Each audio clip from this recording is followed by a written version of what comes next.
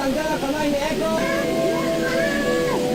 Bawal ang sakal. Lumalaban si Echo. Lumalaban talaga.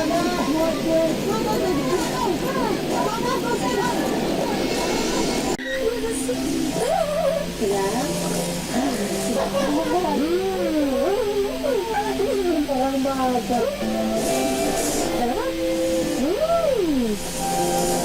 Lahat naman kami nas tayong isasama. Tingnan natin yung kay Echo. Dagdag sa mga sulat na to, may mga pictures din tayong isasama.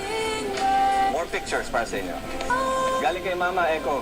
Sabi niya, yung kapatid mo ay naging masipag sa pag-aaral. Lahat naman kami nasa mabuting pangangatawan.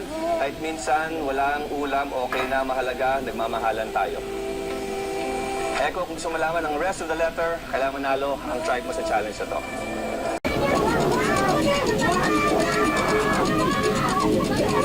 O sigaw mo parang nabubusti yung lakas mo eh. Para maitawid mo siya or para maiangat mo siya.